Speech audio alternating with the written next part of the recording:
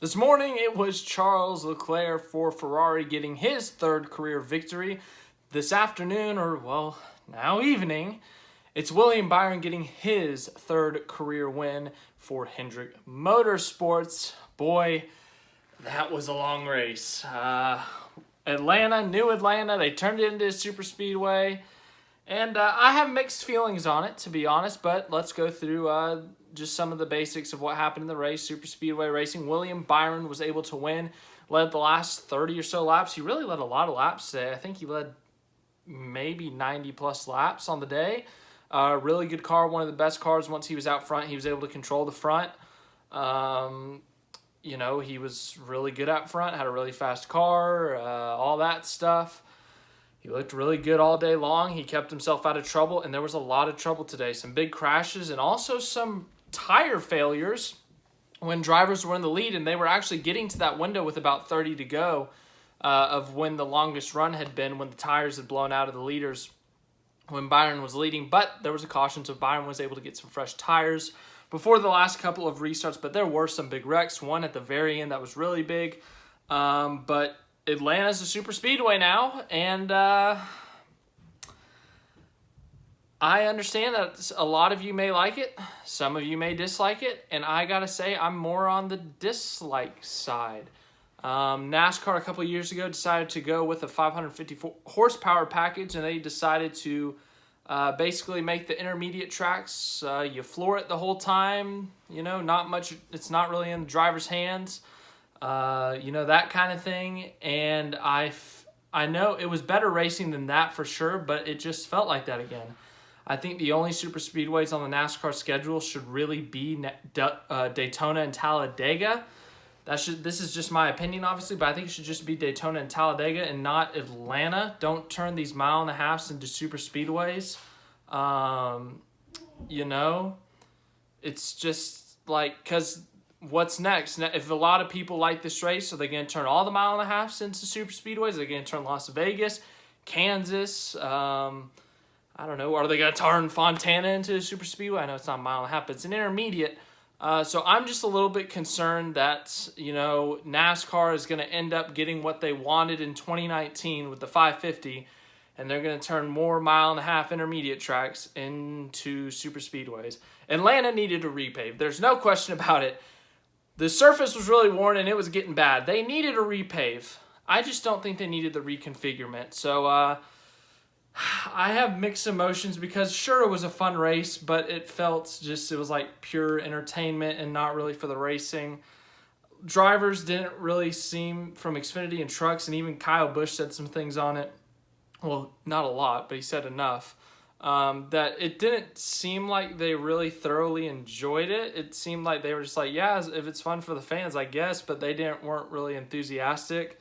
Like, they asked Kyle Busch after he wrecked, they asked him, they're like, what happened? He said, I got loose, or someone got loose, whatever happened. And they said, do you like new Atlanta or old Atlanta? And he said, old, like one word answer, and he just seemed frustrated. So I got to agree with Kyle Busch. I would rather have them racing, seeing the drivers wheel. I mean, Atlanta used to be one of the best mile-and-a-halves. One of the best battles I've ever seen was at Atlanta between Jeff Gordon and Jimmy Johnson in 2011 when Gordon outdueled Johnson. Tires were wearing, drivers were sliding all over the track, going to the top, going to the bottom, going to the middle. They were going all over the racetrack, and it was so fun. And today, I just didn't feel like we saw that. I know super speedway is its own style of racing that can be fun, but I don't think we need more super speedways. I think Talladega and Daytona is enough. That's just my opinion. I'm sure you guys all have your opinions. Let me know in the comments, obviously. But that's just my opinion. And also another complaint, I guess while I'm complaining here, that race was too long. If you're going to keep Atlanta like that and you're going to keep the package like that, you're going to truly turn this into the super speedway. You cannot have a 500-mile race. That race, the race ended like 20 minutes ago. That race took over 4 hours long, and it felt like it would never end, to be honest. You got to knock that down to 400 miles or something. Like, that cannot be a 500-mile race. That was way too long. That felt way too long. Like, it just felt like a marathon. I would say lower the length of the race if you're truly going to keep it like this, and don't turn any more tracks into super speedways. If you're going to redo a mile-and-a-half like Texas, turn it into a short track or turn it into something that no one's seen before. I love the idea of turning it into a 3-mile track with turns 1 and 2 like Talladega and turns 3 and 4 like Martinsville. We've never seen anything like it before. It'd be unique. I might be crazy, but hey, why not? It sounds fun. Anyways, I say we go to the finishing results. Sure, why not? William Byron gets a win, his 3rd career win in the 24 car. I'm a big Jeff Gordon fan if you didn't know that, so seeing the 24 car win always makes me happy. But a big win for him. He's come close the last couple of weeks, led a lot of laps at Phoenix, won a stage, led some laps at Vegas, got a top 5 at Vegas. So he's looked really good all year long. It's just been a matter of, can he finish it? Can he be in the right position? And today he was able to finish it. He was able to be in the right position and gets his first win of the season. Now 3 of the 4 Hendrick drivers have won this year, Chase Elliott being the only one who has not. So Hendrick Motorsports once again looking really, really good. Great win for Byron in the 24 team. Ross Chastain with his 3rd consecutive top 3. That first one's got to be coming soon. He got 3rd at Vegas after leading 80-plus laps. He finished 2nd last week at Phoenix. Led some laps there, was in contention there. And this week, another top 3 finish, a 2nd place finish. He was up there at the end when it mattered. He was multiple laps down at one point in this race, involved in a wreck, and he still finished 2nd. I think he has a really good shot next week at COTA. I personally think he had the best car there last year. Led some laps, was up front most of that race. So I think he has an amazing opportunity next week at COTA. 3rd place, Kurt Busch, his best finish with 23XI Racing, and his 2nd top 5 with 23XI Racing. He got one last week at Phoenix, so back-to-back, he snuck in a top 5. He gets a 3rd place finish here. He was up front for a good chunk of the day. Led a couple of laps, was involved in a wreck. He came back from that. And, he finishes 3rd, so his 2nd straight top 5 for 23XI. He won this race last year in July, beating his brother Kyle Busch. So, really good day for Kurt Busch and a really good day for 23XI. Bubba Wallace was in contention for the win before he was involved in a late race crash. So, really good day for the 23XI team. Both cars looked really good. They led laps. They were up front. And Kurt Busch brings home a 3rd, and Bubba Wallace, he was contending for the win, but unfortunately was involved in a crash. We'll get to him later. 4th place, Daniel Suarez, a double top 5 for Trackhouse Racing. An absolutely incredible day for them. Trackhouse has looked really good all season. Suarez has looked good at times. Chastain, obviously, as we've said, 3 straight top 3 finishes. He's looked really good.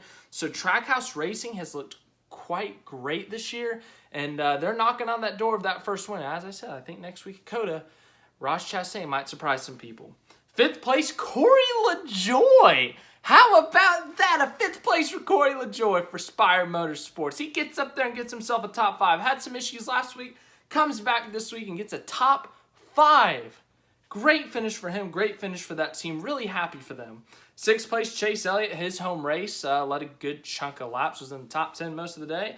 7th, Chris Buescher. Good day for him. 8th place, Martin Truex Jr. He usually has the worst luck at super speedways, and he got a top 10. Good for him.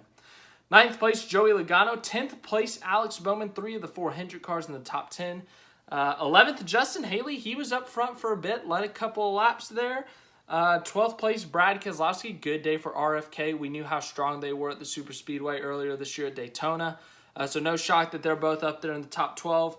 13th, Bubba Wallace was involved in a couple of last lap incidents. He was shoved up the track in turns 1 and 2 and hit the wall, and then coming to the start-finish line, a bunch of people wrecked, and he just got kind of, he was at the wrong place at the wrong time. Someone slid up in front of him and crashed. But really good day for Bubba Wallace, and once again proving that he's one of the best super speedway racers in NASCAR if he is given the opportunity in terms of track position, being up front. We saw him do it at Talladega last fall. He was able to hold off Brad Keselowski, Joey Logano.